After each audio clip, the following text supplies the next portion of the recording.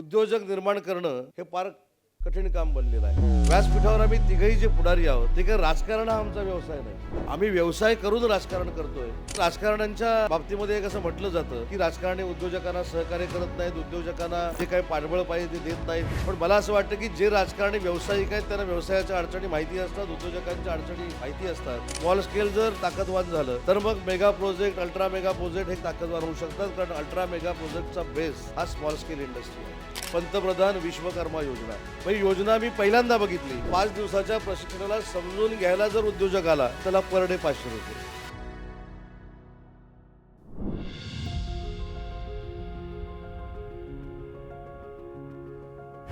Business जत्रा 2023 ची औपचारिक सुरुवात आता आपण इथे करणार आहोत. जोरदार टाळ्यांच्या गजरात आपण स्वागत करूया बिझनेस जत्रा 2023 च्या या दीप प्रज्वलन सोहळ्याचं.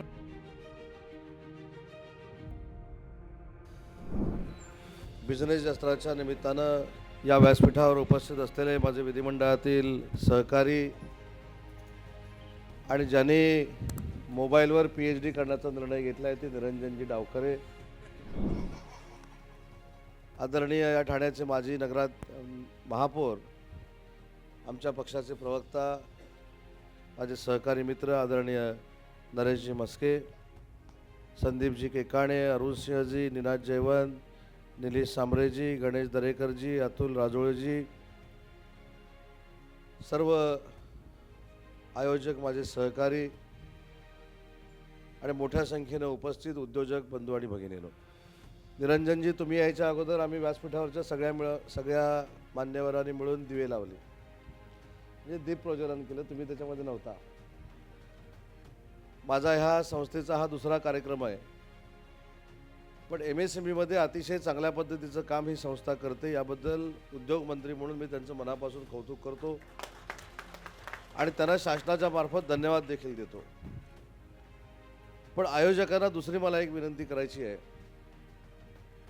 खरं तर असा अनुभव राजकारण्यांकडनं येतो की एकदा निवडून आलं की काही राजकारणी 5 वर्षानंतर पुन्हा मतदारांकडे जातात. तसं मागच्या वर्षी मी आपल्याला एक विनंती केली होती की MSMEमध्ये चांगलं काम करायचं असेल, स्टार्टअपमध्ये जर चांगलं काम करायचं असेल तर माझ्या अखत्यारीमध्ये मुख्यमंत्री रोजगार निर्मिती योजना जी येते त्याच्यामध्ये आपण यावं, आम्हाला सहकार्य करावं आणि मुख्यमंत्री रोजगार निर्मिती योजना ही गावागावापर्यंत पोहोचवण्यासाठी आम्हाला मदत करावी, अशा पद्धतीची विनंती मी केली होती. कदाचित वर्षभरामध्ये आपल्या सगळ्यांच्या कार्यबाहुल्यामुळे आपल्याला यायला मिळालं नसेल, पण अशी देखील प्रथा पडू नये की वर्ष टू वर्ष शासनाकडे फक्त आपण निधीसाठी जातो. नरेशजी, बरोबर आहे की नाही? कारण तुमच्यामध्ये ताकद आहे. तुम्ही जर एवढ्या चांगल्या पद्धतीचे कार्यक्रम राबवतात तर MSMEमधलं मुख्यमंत्री रोजगार निर्मिती योजना हे लोकांपर्यंत तुम्ही घेऊन जाऊ शकता. आणि ती घेऊन जायचं म्हणजे काय करायचं आहे तर गोरगरीब जे आहेत त्यांना स्टार्टअप निर्माण करून देत असताना अर्बन एरियामधले जर असतील तर त्यांना 25% सबसिडी द्यायची आहे आणि रुरल एरियामधले जर असतील तर त्यांना 35% सबसिडी द्यायची आहे. मला असं वाटतं हे फार मोठं पुण्य आहे. परंतु आपल्याला देखील माहिती असलं पाहिजे की मी ज्या दिवशी तुम्हाला विनंती केली होती तेव्हा महाराष्ट्रातला वर्षभराचा सगळ्यात मोठा आकडा उद्योजक निर्माण करण्याचा 5016 होता सगळ्या सरकारमधला. मध्ये 2.5 वर्ष तर काय 1000-1200 झाले, कारण सगळं ऑनलाईनच होतं आणि सगळं मार्गदर्शन फेसबुक लाईव्हवरच होतं. त्याच्यामुळे कदाचित 1000-1200 झाले असतील. परंतु आम्ही मिशन म्हणून तुम्हाला विनंती केल्यानंतर कदाचित तुम्ही आम्हाला विचारू शकता की तुमचं सरकार आल्यानंतर काय झालं. तर निरंजनजी, आपण ही योजना तळागाळापर्यंत पोहोचवण्याचा निर्णय घेतला आणि योजना सुरू झाल्यापासून महाराष्ट्रामध्ये एका वर्षाचा सगळ्यात मोठा आकडा 5016 असताना माझ्या सर्व अधिकाऱ्यांनी चळवळ म्हणून हे उभं केलं आणि 9 महिन्यामध्ये 13,256 मुख्यमंत्री रोजगार निर्मितीचे उद्योजक आपण निर्माण करू शकलो. मला असं वाटतं की याच्यामध्ये तुम्ही असता तर आपण 20,000पर्यंत गेलो असतो. आता मागच्या वर्षी काय झालं सोडून देऊ, तसं मागं काय झालं तुम्ही देखील सोडून द्या. पण सरकार चांगलं आल्यामुळं सरकार चांगला निर्णय घेतं आहे आणि एकनाथ शिंदे साहेबांच्या नेतृत्वाखाली घेतं, याचं मानसिक समाधान त्यांच्यासोबत काम करणाऱ्या सगळ्याच कार्यकर्त्यांना आम्हाला आहे. काल एकनाथ शिंदेसाहेब रत्नागिरी जिल्ह्याच्या दौऱ्यावर होते. आपल्या सगळ्यांना माहीत असेल की रत्नागिरी जिल्ह्यामध्ये एखादा प्रकल्प जर येणार असेल तर काही लोक आमची चेष्टा करतात. मध्ये काही लोकांनी तर असं सांगितलं होतं की आमच्या जिल्ह्यांमध्ये पिठाची चक्की घालायची झाली तरी संघर्ष समिती स्थापन होते. पण मानसिकता आमची बदलली आणि महाराष्ट्रातला 2,500 कोटी रुपयाचा पहिला कोका कोलाचा प्रोजेक्ट हा रत्नागिरीमध्ये करण्याचा निर्णय एकनाथ शिंदे साहेबांनी घेतला. आणि नुसता घेतला नाही तर नरेशजी काल त्यांचे जे परदेशातनं CEO आले होते त्यांना शिंदे साहेबांनी सांगितलं की आमच्याकडे तज्ज्ञ लोक आहेत, त्याच्यामुळे बाहेर आणण्याची काही आवश्यकता नाही. आमच्याकडे शिक्षण आहे, जे देशातलं सगळं चांगलं शिक्षण जे महाराष्ट्रामध्ये दिलं जातं, त्याच्यामुळे शिक्षण नाही हा काही विषयच महाराष्ट्रामध्ये होऊ शकत नाही. हार्डवर्क करणारे वर्कर देखील आमच्याकडे आहेत. आपल्याला आठवत असेल परवाचं मिशन, एक कामगार कशा पद्धतीनं काम करू शकतो एक मिशन म्हणून त्या महाराष्ट्रानं देखील अख्ख्या जगाला दाखवून दिलं. जे 41 मजूर सापडलेले होते एका बोगद्यामध्ये आणि 12 लोकांनी शेवटच्या टप्प्यामध्ये जाऊन त्यांना जे बाहेर काढलं त्याच्या पहिल्या प्रमुख तिघांमध्ये होता कृष्णा दळे पाटील, जो आपल्या महाराष्ट्रातला होता, अहमदनगरमधला होता. ते देखील शिंदेसाहेबांनी सांगितलं की कठीण प्रसंगी हार्डवर्क करणारे जर लेबर लागणार असतील तर ते देखील आमच्याकडे आहेत. ट्रान्सपोर्टेशन असेल, डिस्ट्रीब्युटरशिप असेल, रिटेलर असतील, याच्यासाठी बाहेरच्या कोणाचीच आवश्यकता नाही असं मुख्यमंत्री महोदयांनी सांगितलं. आणि मुख्यमंत्री महोदयांचं भाषण ऐकल्यानंतर त्या CEOनी सांगितलं की अजून 1,500 कोटी रुपये आम्हाला जे इन्व्हेस्ट करायचे होते ते देखील आम्ही महाराष्ट्रामध्ये करू, महाराष्ट्रातल्या लोकांना रोजगार देऊ आणि अजून 1,500 कोटी रुपये देण्याचा निर्णय त्या कोका कोलाच्या CEOने घेतला. आणि म्हणून मानसिकता जर आपण बदलायची असेल तर आपण पुढाकार घेतला पाहिजे. आज नरेशजी व्यासपीठावर आहेत, निरंजनजी व्यासपीठावर आहेत. उद्योजक निर्माण करणं हे फार कठीण काम बनलेलं आहे. आता मी देखील ज्या कुटुंबातनं येतो, मी देखील पूर्वी व्यवसाय करायचो. नरेशजी तुमचा देखील व्यवसाय, निरंजनजी तुमचा देखील व्यवसाय. व्यासपीठावर आम्ही तिघही जे पुढारी आहोत ते काही राजकारण हा आमचा व्यवसाय नाही. आम्ही व्यवसाय करून राजकारण करतोय, पण व्यवसाय करून राजकारण केल्यामुळे देखील काही लोकांच्या पोटात पोटसूळ आहे. आणि म्हणून व्यावसायिक देखील राजकारणामध्ये येऊ शकतो. व्यावसायिक अनेक लोक ही राजकारणामध्ये आहेत.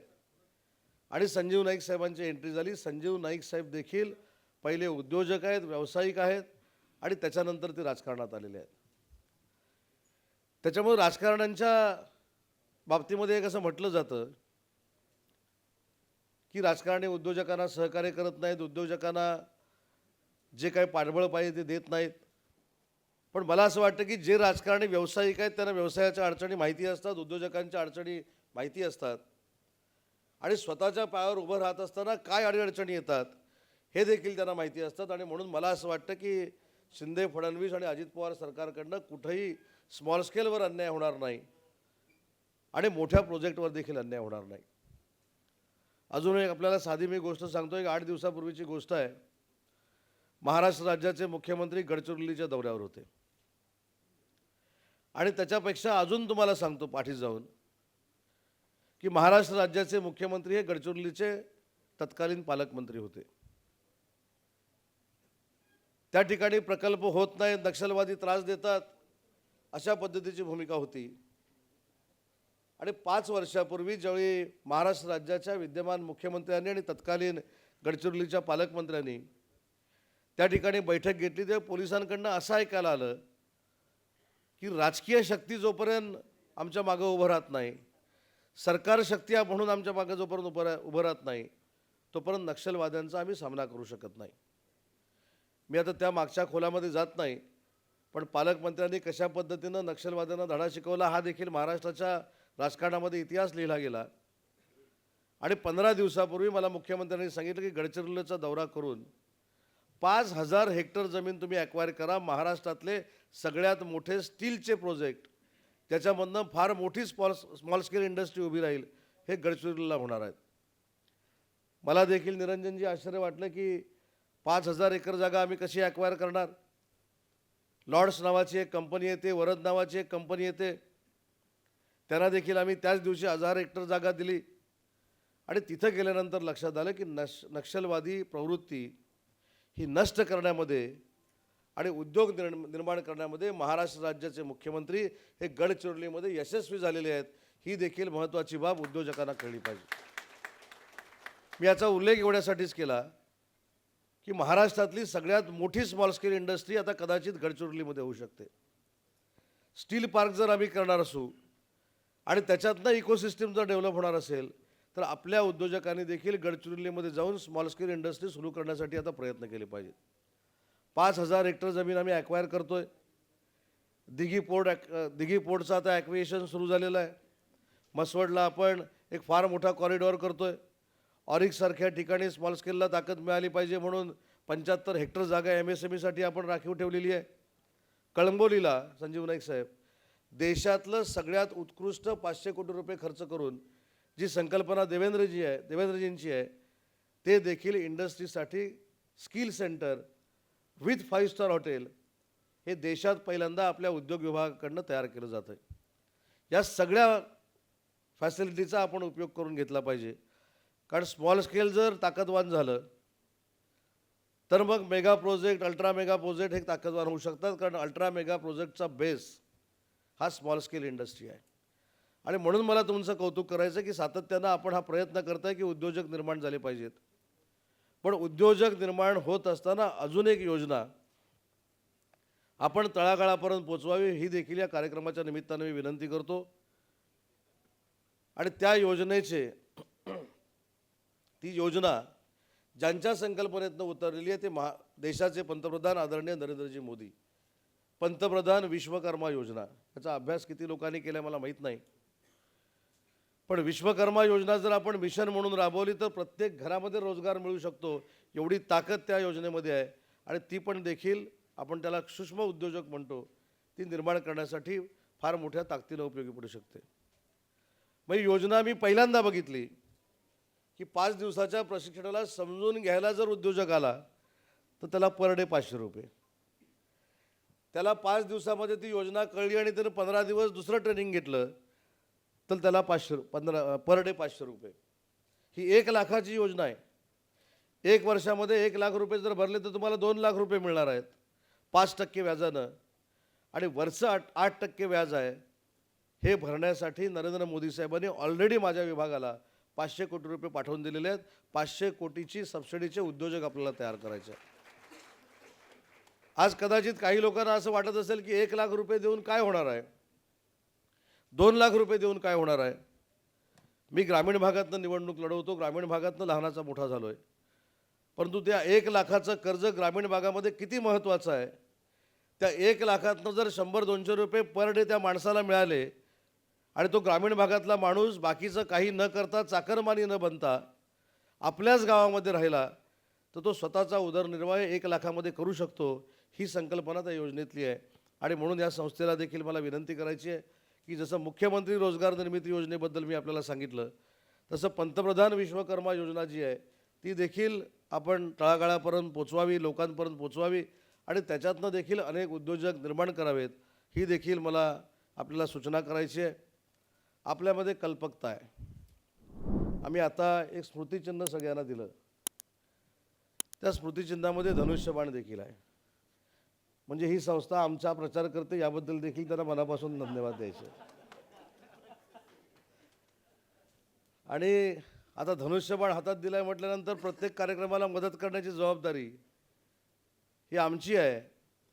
आणि हे संस्थापक अध्यक्ष असतील, संस्था चालक असतील हे देखील हुशार आहेत की हा कार्यक्रम ठाण्यामध्ये घेतात. आता नरेशजी परवाच्या भाषणामध्ये पण निरंजनजी मी सांगितलं बाकी सगळ्यांना आम्ही शेंडी लावू शकतो पण ठाणेकरांना शेंडी लावू शकत नाही. नाही ह्यांना शेंडी लावली तर आमचं राजकीय अस्तित्व काय होईल ह्याची देखील आम्हाला चिंता आहे. पण आपल्या सगळ्या ठाणेकरांना अभिमान असला पाहिजे की महाराष्ट्र राज्याचे मुख्यमंत्री आदरणीय एकनाथ शिंदेसाहेब आहेत. आणि एकनाथ शिंदेसाहेबांच्या नेतृत्वाखाली मागच्या डावसच्या स्वित्झर्लंडच्या बैठकीमध्ये 1,37,000 कोटीचे आम्ही जे MOU साईन केलेले होते आज मला सांगताना आनंद होतो आहे की त्यातल्या 83,000 कोटीच्या प्रकल्पांना आम्ही देकारपत्र दिले आणि त्यांना जमीन देखील दिलेली आहे. याच्यामधनं जवळजवळ 1.5 लाखाचा रोजगार हा उभा राहणार आहे. आमचे युवक असतील, युवती असतील, त्यांना हा रोजगार मिळणार आहे. पण सरकार आल्यानंतर आज अनेक उद्योजक व्यासपीठावर आहेत ज्यांचा आम्ही सत्कार केला. मला त्यांच्या मनातला एक पहिला संभ्रम निर्माण करायचा आहे की आम्ही आल्यानंतर कुठचाही प्रकल्प गेला नाही. आम्ही आल्यानंतर कुठचाही प्रकल्प गेला नाही एवढी आम्ही कपाळकरंटे नाही. प्रकल्प का गेले ह्याचा अभ्यास देखील व्यासपीठावरच्या उद्योजकांनी करणं गरजेचं आहे. तुम्हाला इन्सेंटिव्ह द्यायला, सबसिडी द्यायला शासनाची एक सिस्टीम आहे, त्याला कॅबिनेट सब कमिटी म्हणतात. आणि कॅबिनेट सब कमिटीचे अध्यक्ष हे महाराष्ट्र राज्याचे मुख्यमंत्री असतात. जर उपमुख्यमंत्री असतील तर त्याचे सदस्य असतात, अर्थमंत्री असतील तर त्याचे सदस्य असतात आणि उद्योगमंत्री त्यांचे सदस्य असतात. हे 3 प्रकल्प जे गेले हे कदाचित असं सांगितलं गेलं निरंजनजी की कोविडच्या कालावधीमध्ये गेले. हे पहिलं त्यांचं क्लॅरिफिकेशन होतं आणि आपलं सरकार आल्यानंतर आमच्यामुळं गेले हे आरोप प्रत्यारोप होते. पण महाराष्ट्र राज्याचं दुर्दैव आहे की 18 महिने मी याची श्वेतपत्रिका काढली, व्हाईट पेपर काढला आहे. देशातला पहिला उद्योग विभागाचा व्हाईट पेपर हा महाराष्ट्रामध्ये निघाला आणि 18 महिने मुख्यमंत्र्यांच्या अध्यक्षतेखाली कॅबिनेट सब कमिटी होऊ शकली नाही. हे महाराष्ट्र राज्याचं दुर्दैव आहे आणि तरुणाईचं दुर्दैव आहे. जर इन्सेंटिव्ह तुम्ही किती देणार आहात, सबसिडी किती देणार आहात, वॉटर सबसिडी किती देणार आहात, इलेक्ट्रिसिटी सबसिडी किती देणार आहात, हे जर तुम्ही इंडस्ट्रियलिस्टला सांगितलंच नाही 18 महिने तर नरेशजी कुठचाही इंडस्ट्रियलिस्ट थांबणार नाही. हा कोका कोलावाला पण चालला होता. कोका कोलासुद्धा कोकणामध्ये पाठवण्याचं पहिलं काम जर कोणी केलं असेल तर 2015ला माननीय तत्कालीन मुख्यमंत्री देवेंद्रजी फडणवीसनी केलं. हे देखील मला जाहीरपणानं सांगितलं पाहिजे. त्याच्यानंतर जिल्हा परिषदेच्या आचारसंहिता लागल्या आणि दुर्दैवानं सरकार बदललं. काल महाराष्ट्र राज्याचे कोका कोलाचे जे हेड आहेत ते आम्हाला सांगत होते, साहेब 2.5 वर्षामध्ये मुख्यमंत्र्यांनी सोडाच पण उद्योगमंत्र्यांनी देखील रस्त्याचा प्रश्न सोडवला नाही. 20 एकर जागा त्यावेळी आम्हाला पाहिजे होती, ती देखील आम्हाला दिली नाही. उद्योगमंत्र्यांनी साधी आम्हाला भेट देखील दिली नाही. मी त्यांना सांगितलं, तुम्ही जाहीर त्यांची भेट मागितली, तुम्ही NT चेंबरमध्ये मागितली असं तर मिळालं असतं. पण एकनाथ शिंदे साहेबांचं, देवेंद्रजींचं सरकार आल्यानंतर 6 महिन्यामध्ये 20 एकरची 75 एकर जागा आम्ही कोका कोलाला दिली. आणि मग कोणीतरी असं सांगितलं की कोका कोलाला 83% इन्सेंटिव्ह तेलंगणा द्यायला तयार आहे, तामिळनाडू द्यायला तयार आहे. त्याच्यामुळे पुढचं एक्सपान्शन कदाचित कोका कोला तामिळनाडू किंवा तेलंगणाला करणार आहे. CM साहेबांचा मला फोन आला, देवेंद्रजींचा फोन आला की ह्याच्यावर काहीतरी मार्ग काढला पाहिजे. आपल्या सगळ्यांना आश्चर्य वाटेल महाराष्ट्र सरकार उद्योजकांच्या मागे किती उभं आहे. मी त्यांना विचारलं, तुमची अपेक्षा काय इन्सेंटिव्हची? ते म्हणले, एक जण 83 देतोय, एक जण 87 देतोय, तुम्ही आता ह्याच्या पुढं जाऊन दिलं पाहिजे. मला सांगताना आनंद होतोय की आमच्या एक खिडकी योजनेतनं 4 तासात आम्ही त्याला 100% इन्सेंटिव्ह दिला आणि ती 1500 कोटीची इन्व्हेस्टमेंट देखील महाराष्ट्रामध्ये ठेवली. आणि म्हणून उद्योजकांना ताकद देणारं हे सरकार आहे. MSCBला देखील रेड कार्पेट मिळालं पाहिजे ही भूमिका असणारं आमचं सरकार आहे. पण या सगळ्यामध्ये MSCBच्या लोकांनी देखील पुढाकार घेऊन आमच्यासोबत आलं पाहिजे एवढीच कळकळीची विनंती आज या कार्यक्रमाच्या निमित्तानं करतो. आणि या कोकण पट्ट्यामध्ये म्हणजे पालघर असेल, ठाणा असेल, मुंबई असेल, रायगड असेल, रत्नागिरी असेल आणि सिंधुदुर्ग असेल, या कोकण पट्ट्यामध्ये हजारो कोटी रुपयाचे प्रकल्प हे पाईपलाईनमध्ये आहे. त्याच्यामध्ये सिनार्मस आहे, त्याच्यामध्ये BDP आहे, त्याच्यामध्ये जिंदालचा पॉवर प्रोजेक्ट आहे, जिंदालचं 10,000 कोटी रुपयाचं एक्सपान्शन आहे, रत्नागिरीमध्ये होणारा मँगो आणि मरीन पार्क आहे, सिंधुदुर्गामध्ये होणारा अदानींचा पॉवर प्रोजेक्ट आहे.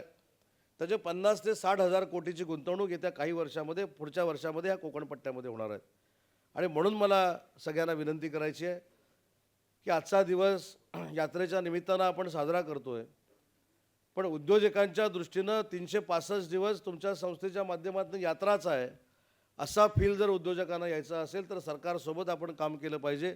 सरकारच्या विविध योजना या लोकांपर्यंत पोचवल्या पाहिजेत एवढीच विनंती करतो. ज्यांचा सत्कार आमच्या उपस्थितीत झाला आहे त्या सत्कार मंत्रींचं मनोमन अभिनंदन करतो, त्यांचं कौतुक करतो. आणि मगाशी कोणतरी सांगत होतं की त्यांचा बायोडाटा काय तो गडबड असल्यामुळे सांगता आला नाही. मी त्यांच्या चेहऱ्याकडे बघितलं आणि तुम्हाला जे काय मी ओळखतो, तुम्हाला महाराष्ट्रामध्ये बायोडाटाची आवश्यकता नाही. तुम्ही केलेलं काम हाच महाराष्ट्रामध्ये तुमचा बायोडाटा आहे. आणि म्हणून आपल्या सगळ्यांचं मनपूर्वक अभिनंदन करतो आणि भविष्याच्या कालावधीमध्ये सरकारचे संकल्प उद्योग क्षेत्रातले पूर्ण करण्यासाठी आपण देखील आम्हाला मदत करावी एवढीच विनंती करतो आणि थांबतो. जय हिंद, जय महाराष्ट्र.